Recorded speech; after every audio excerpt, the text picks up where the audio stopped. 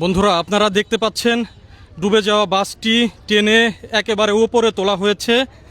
দৌলতদিয়ার ৭ নম্বর ফেরিঘাটের পন্টুনের ওপরে এই কিছুক্ষণ আগেই বাসটি টেনে তুলেছে বিআইডব্লিউটি এর উদ্ধারকারী জাহাজ হামজা।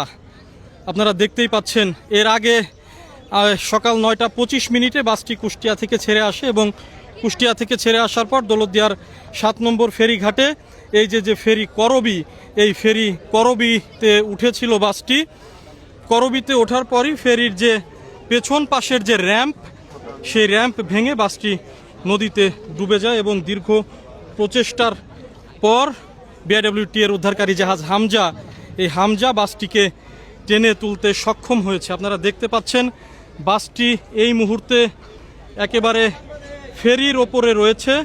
যেই ফেরি যেখান থেকে বাসটি নিচে ডুবে গিয়েছিল সেই ফেরির ওপরে বাসটি রয়েছে, ফেরি করবি। আপনারা দেখতে পাচ্ছেন ঠিক এখান দিয়েই বাসটি এই ফেরি করবিতে ওঠে এবং করবিতে ওঠার পর বাসটি সরাসরি একেবারে নিয়ন্ত্রণ হারিয়ে নদীতে ডুবে যায়। ফেরির পেছন পাশের যে র্যাম্প, সেই র্যাম্প ভেঙে আপনারা দেখতে পাচ্ছেন বাসটি টেনে ওপরে তোলা হয়েছে।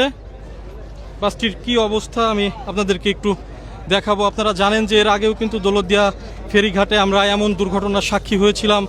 একটি বাস ডুবে গিয়েছিল এবং ২৬ জন যাত্রীর প্রাণহানির ঘটনা কিন্তু ঘটেছিল। তো আজকেও সে একই ঘটনার পুনরাবৃত্তি এই দৌলতদিয়া ফেরিঘাটে ঘটল।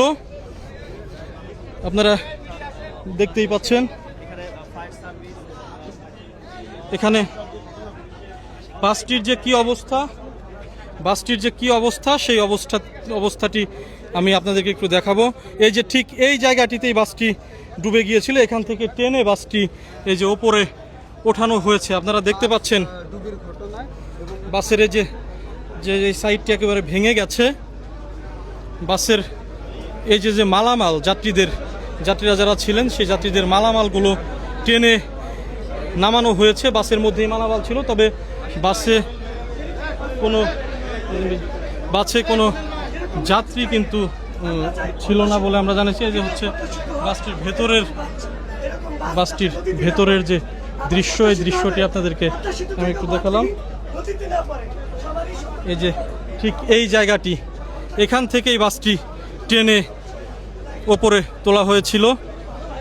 তো বন্ধুরা, আপনারা আমার সঙ্গে যুক্ত থাকুন, আমার পেজের সঙ্গে যুক্ত থাকুন। আমি আপনাদেরকে বিস্তারিত আপডেট জানাবো। এই যে সামনের গ্লাসটি বাসের ভেঙে গেছে, বাসের ভেতরের দৃশ্যটিও আপনাদেরকে এক নজর একটু দেখিয়ে নিয়ে আসি।